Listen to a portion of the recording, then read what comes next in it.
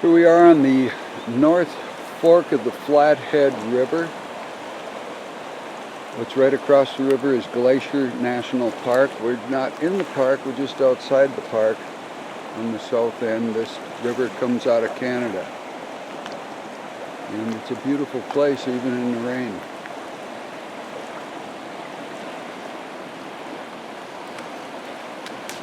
Here we are with Eric Bissell today, again. Look what we found in the middle of this debris pile. We'll talk about this in a minute. Check out this riverbank here. Ripped up by the roots. Look at these weeds. Not even weeds, these are saplings. Tremendous flood came through here. When was this, you think? This spring. This spring. Yep. Big runoff for a while. Montana river rock. Look at these colors.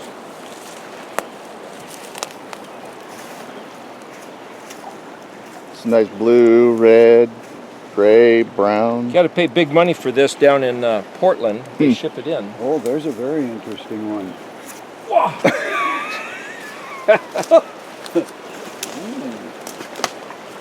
I don't know if that's a natural coloring, but it's pretty.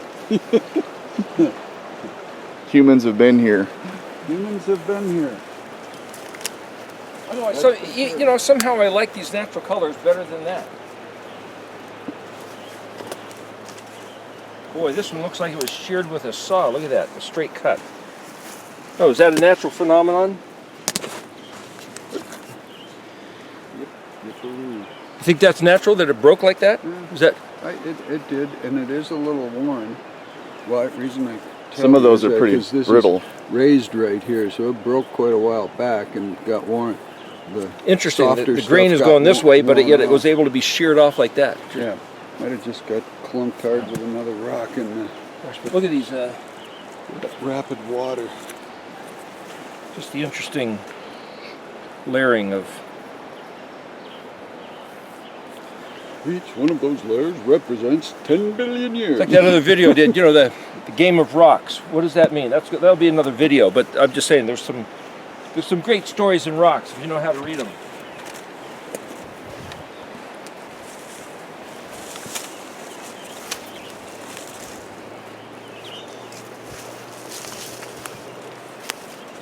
You know, take a look at these here.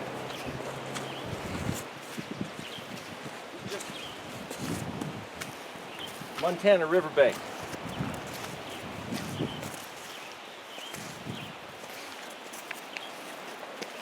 And you get the kind of the vertical. A lot of people have never seen this stuff. This is pretty nice. So easily taken for granted when you live here.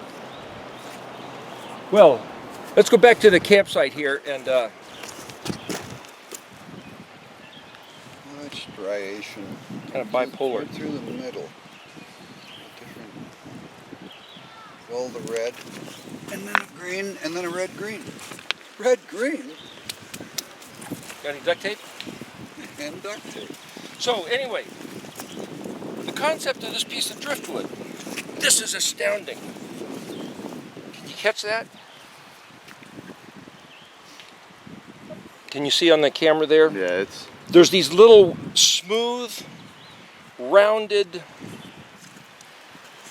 what do you suppose made that? I'll tell you exactly. I'd have to say There's a rock. That's a root. This is a root growing around the rocks. Yes, sir.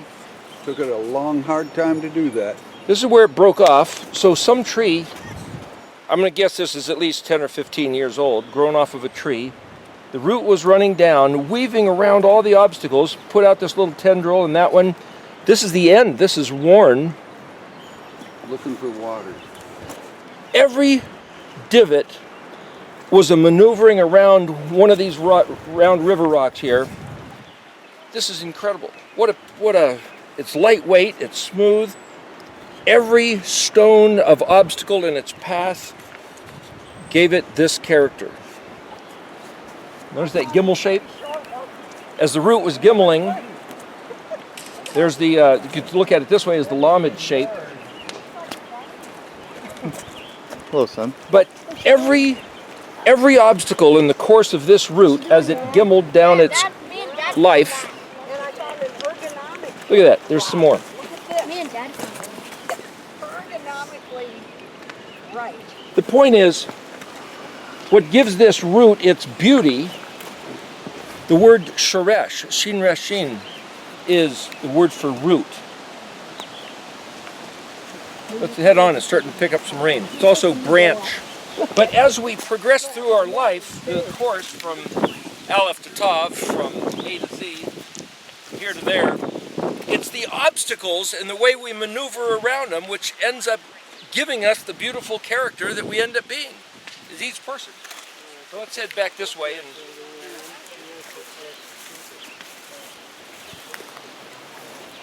so we're going to talk about I got to grab my books here. We're going to talk about the verse in 1 Samuel chapter 30 at the end of the chapter. The previous video was about Ziklag, David's city, and that he recovered so much loot from conquering the Amalekites who had sacked Ziklag that he distributed the repillaged wealth that he got from Amalek and gave it to like a dozen other cities, and we went through the names of those cities.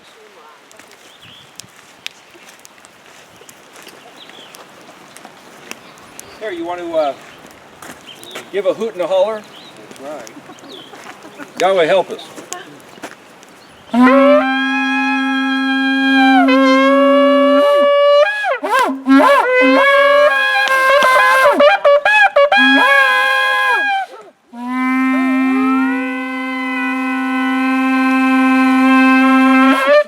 Beautiful.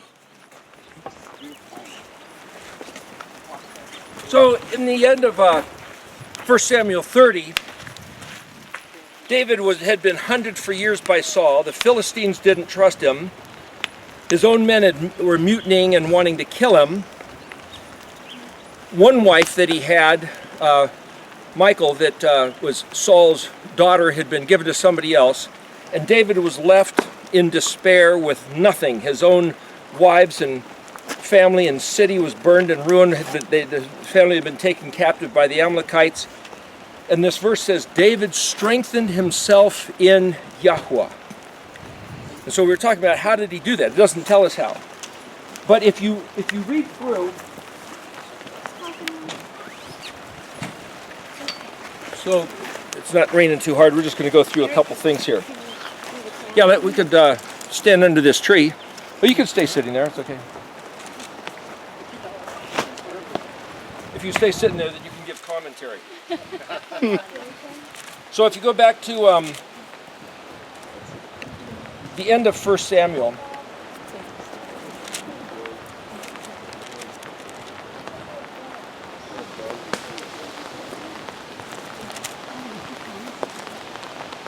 well, what he did was that it happened that when David and his men arrived in Ziklag on the third day, that the Amalekite had spread out to the south end of Ziklag. They had attacked Ziklag, burned it with fire, captured the women, and then when it, jump ahead a few verses, verse 6 of 1 Samuel 30, I have to stand close, otherwise we're not going to get, the wind is going to be, in fact, why don't you stand here by the tree to keep the wind from. So, the first thing David did was drew strength from Yahweh's Elohim. So I'm gonna read this as if it's following the Mishkan pattern. So the Mishkan pattern is you've got the big white fence, then you've got the barbecue grill, which is the altar of sacrifice, and then you've got the bronze laver, and then there's the covered place, and you've got the menorah, table of showbread, altar of incense, and then in the most set apart place you've got the Ark of the Covenant.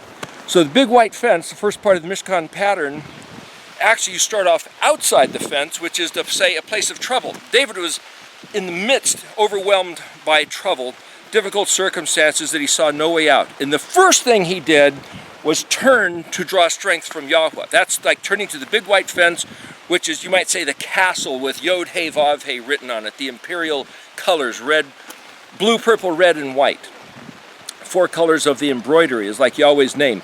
Blue for the Yod, purple for the He, red for the Vav, white for the second Hey. And I say that, it's just artistic license, poetic license to say blue, purple, red, and with white linen. Why is it always the same colors? Well, Yod Hey Vav Hey, there's 4 letters. What does the Yod mean? The hand that works, the hand that builds and constructs. Why is the sky blue? Why is the Zitziot blue? Why is sapphire the color of the pavework in front of the throne that he saw? Well, blue speaks of the authority of the Creator. Well, so if we equate the blue to the Yod, and if Yod is the hand of the Creator, you could say, well, blue speaks of the authority of the fact that he made this place, and that's what the letter Yod means. Hey, the second letter, is an expression. Well, the expression of the Creator is his royal decrees. Well, that would be purple. That would be the Torah.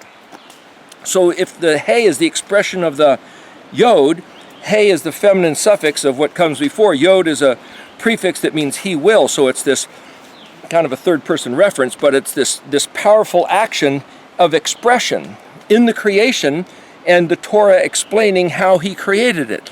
The Vav, the third letter, is the 6th letter in the sequence of the alphabet, which is the masculine suffix, meaning he or it. So you could say there's this anthropomorphizing of that expression as the Mashiach, or a man walking in the ways of the Torah would be the Vav walking in the ways of the Hey of the Yod, red. Well, the word Adam means red. Dalet Mem is blood. Aleph Dalet is vapor, so like breath is a vapor. So you could say man, who's a composition of breath and blood, and life is in the blood, and life is sustained with breathing. And so there's something in the spelling of these Hebrew words.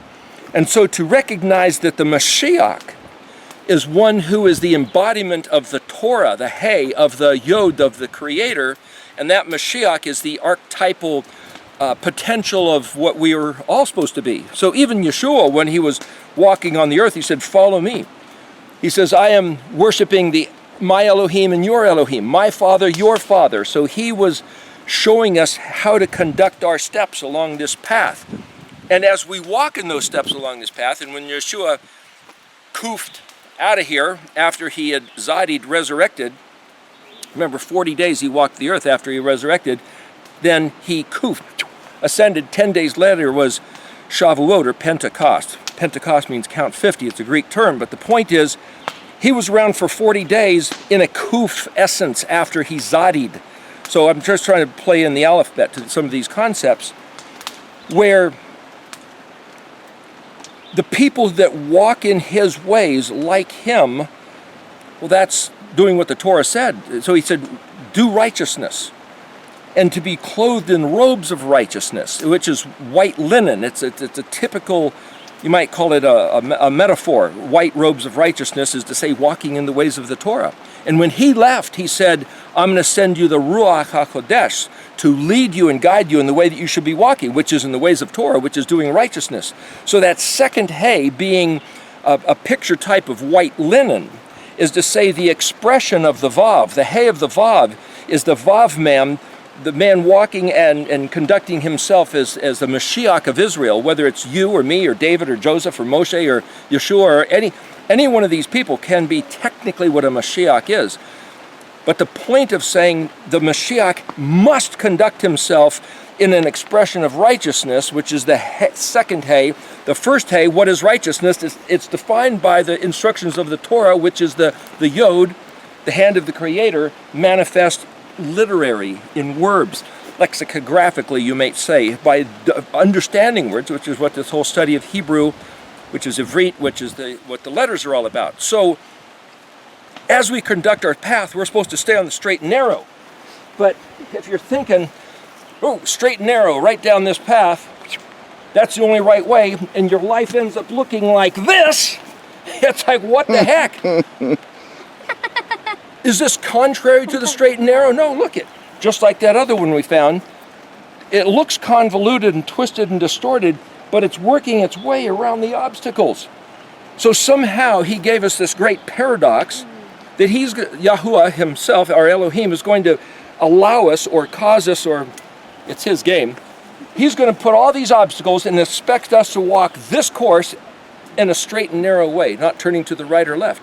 In fact, the word that means twisted, turned, going this way and that way, all over the place is literally the word Satan, which is Somic Tet Nun. But there's a difference between contorted and being, you might say, distorted. To walk the straight and narrow in this type of a path, a serpentine path, without being deviant, is like, where do you get the definitions of those words?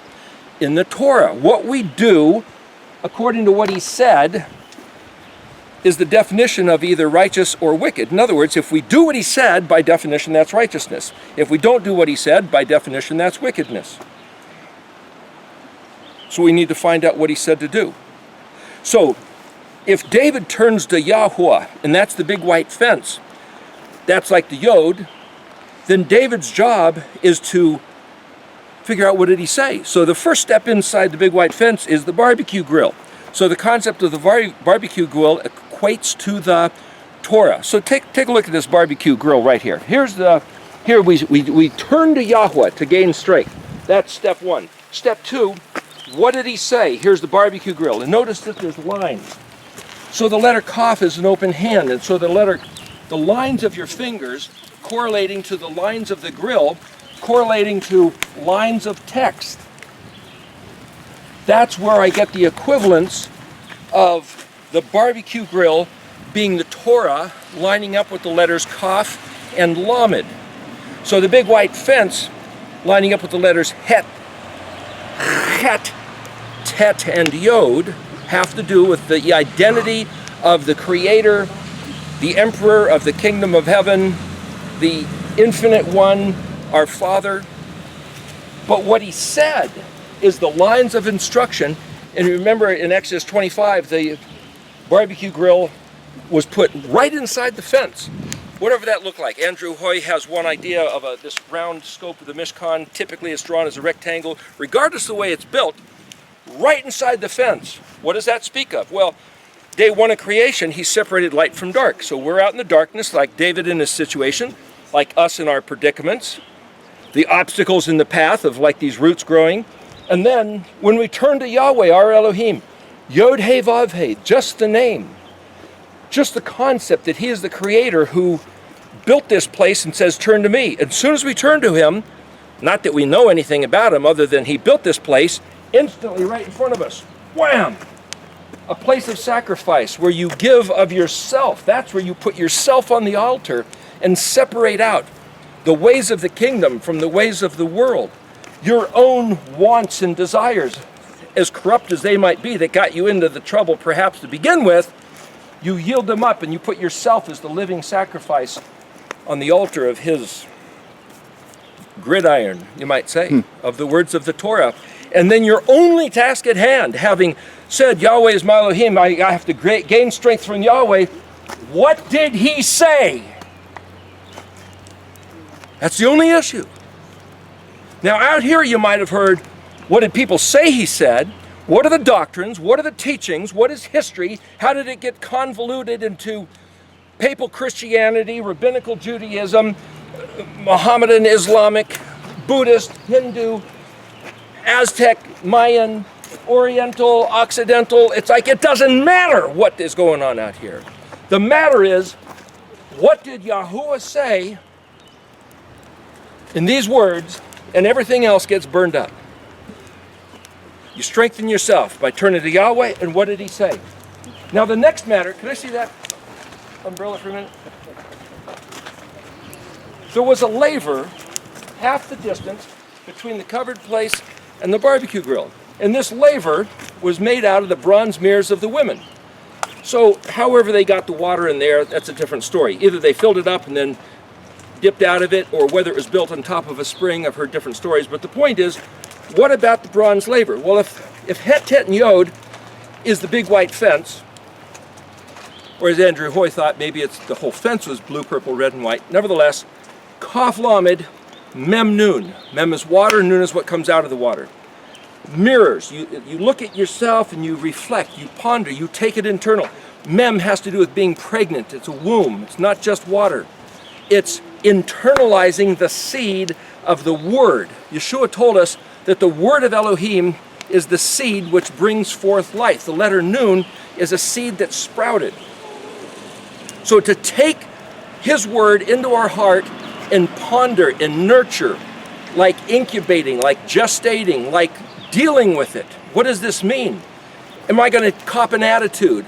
Am I going to do what he said? Am I going to grumble? Am I going to complain? Am I going to be thrilled? Am I going to be zealous? Am I going to say, look, I don't have time. I'll look at it later. It's taking it to heart. So David turned to Yahweh, and the first thing he did, if you read the story, is he called for the priest.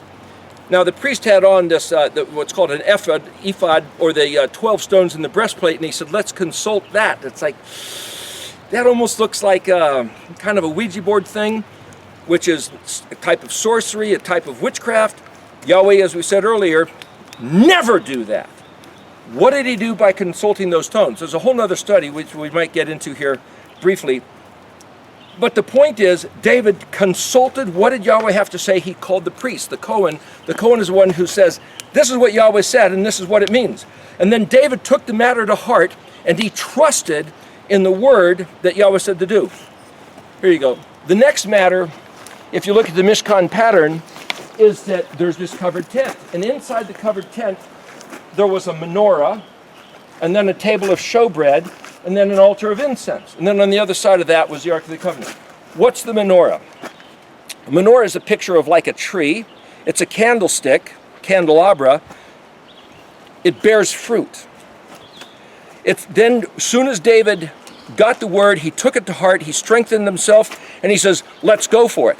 So he gathered the men. He had 600, but 200 of them were tired or disheartened, and they had to stay behind. He said, look, you watch the luggage. He took 400 guys, and he went hightailing it after. He didn't know who. How big was the army? He didn't know, but he took off after him. So the picture of the menorah is to say, stand and do what he said. Turn to Yahweh. What did he say? Take it to heart, engage in the action. So it lines up with the moed of Yom Teruah. So you could say, well, these are just two different types of horns. But there's something about these which are actually battle instruments, implements of war. There's a verse where he says, when you are doing the stuff that he said to do, keeping the Shabbat, reading his word, taking the matters to heart, contemplating his name, learning his language, blow the shofar.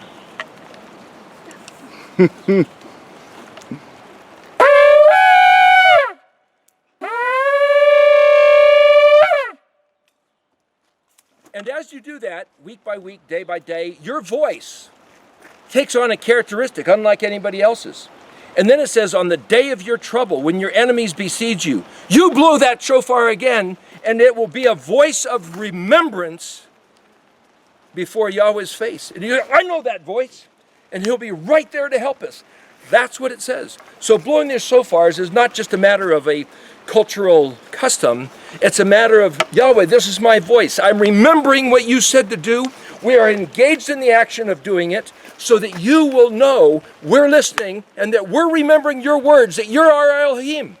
And no matter how big the army is that's coming against us, no matter how evil Antifa or the Black Lives Matter or the Illuminati or the Gateses and Soroses, no matter who they think they are,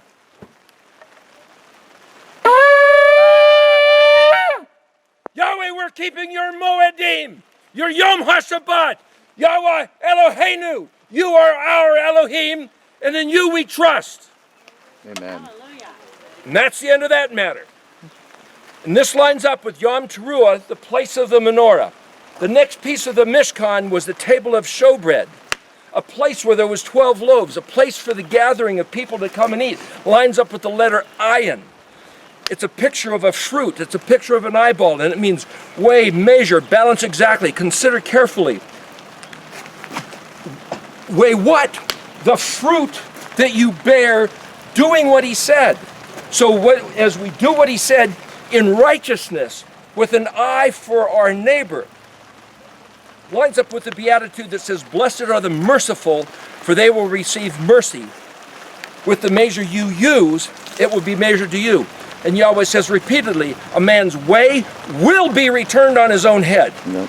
So when the calamity comes, whatever happens, we're going to get what we have been spending our life dispensing to others. And whoever these guys are doing vile things to others, you guys are going to get what's coming back on your head because YHUH said so. That's written in the words. You better watch what you do. The point is, the next letter, so David remembers this. What he does as he goes on this campaign to find out who burned Ziklag and took all their people, at the place of the eye, it says he found somebody. He sees something. So as you're doing what he said, Yahweh provides. Whether it looks like an obstacle that you got to move around, a rock, as the root is seeking its way through the course that's not so straight, but he says conduct yourself on a straight course, he suddenly finds this guy who's almost dead.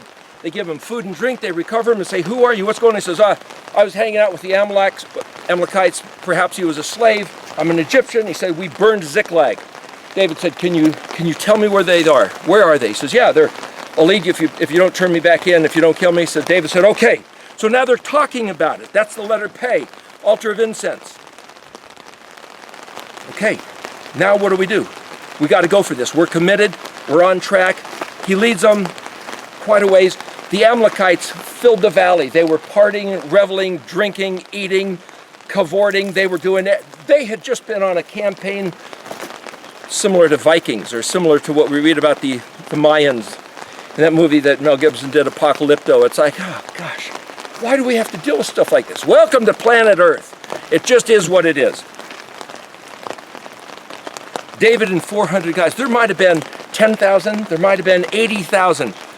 Sometimes they had campaigns of 180,000 or 500,000 one time. We read different stories in the Bible. I mean, the valley was filled with guys. David and his 400 men killed every one except 400 youths that took off in camels and ran. So you might say the blossoming of the success is a picture of the Ark of the Covenant and the letter Zodi. So, just to go back into this. How did David strengthen himself in YHUH? You turn. First, right in you noticing the darkness, you turn to the big white fence. It's like there was darkness, and he said on day one, let there be light. Yahweh is my Elohim. What did he say? Yahweh separated water from water, like the second moed of unleavened bread, separating leavening from unleavening of the bread. And he said, don't let there be found in your house, in any of your possession, leaven. So the first day, just like the first Pesach, just like the first Moed, which was Pesach, he said, you guys are slaves in Egypt. That's the darkness. That's the dungeon. And I am Yahweh, your Elohim, rescuing. He pulls them out. And he says, not that you guys are now anarchists with no law. He says, I am now your Elohim. You do what I say. That's what it means to be he being our Elohim and we his people. What did he say? And do it. And if you have a rotten attitude about it, yeah, I don't want to keep the law. I don't want to eat what he said to eat. I don't want to rest and work when he said to work. Well, then he ain't your Elohim. And you're outside again in the darkness. And you got nobody to blame but yourself. He said something, and you conduct your heart on the way it should be going, and you do what he said, because we're facing a civil war in this country as of this weekend. If you look at Seattle, and this isn't any fun and games sitting in church singing la-la songs anymore. The point is, you get up and do what he said. That's the menorah. And you be careful to bear the right fruit, the letter I and the table of showbread. And the Pei, the altar of incense, lines up with the beatitude that says, blessed are the pure in heart, for they shall see Elohim. And the victory that he provides, that he promises to provide his people, and only his people, you got the wrong Elohim, you got no promise of victory. You're singing two songs to the wrong God, you got no promise of success. He says, if you don't listen to my words, I cannot hear your prayers. Pray all you want. Do the rosary all you want. Drink all the holy water you want. He cannot hear your prayers, according to his word. You do what he said, and the victory is promised. His word's not mine. And that letter Zodi is as significant as the Ark of the Covenant that it's represented by, and the resurrection of Yeshua, HaMashiach of Israel. And if your rabbi tells you he's an infidel, your rabbi is the infidel. Yeshua is the Mashiach of Israel, whose story is told in the 22 letters of the Ivrit Aleph Bet. For us to learn that and count on that is the strengthening.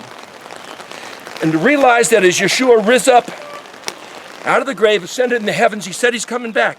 When he comes back, he's the Resh.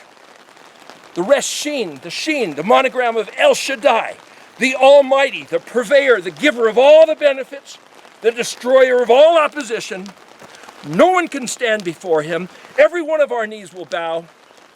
And Yeshua, the preeminent one, as his ambassador, the Gimel Bet of Aleph, claiming to be the Dalet, Haid as the Vav who was Zion, so that man can turn back and enter through him being the Dalet to Gimel back to the Bet, the house of our Abba Father. The message of validating him in the Aleph Bet. To study the language is to study the future, is to study eschatology. This is what's in front of us. And if I'm wrong, well, there's an interesting story in the book of Judges.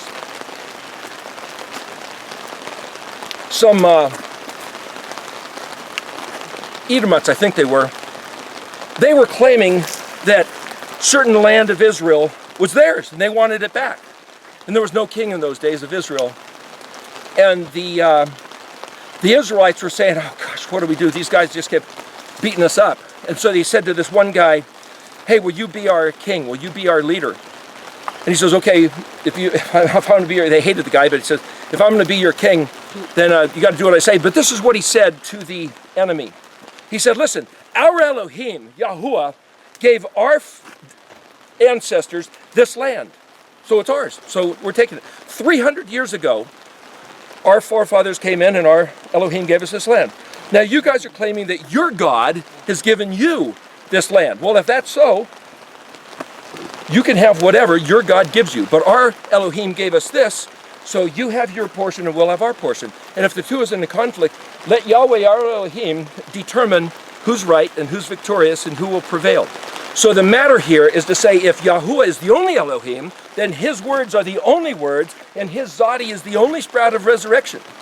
And his Mashiach is the only Mashiach, and it has to fit these 22 letters. So the reason for studying the 22 letters is to know the identity, the intent, the words, the instructions of our Elohim.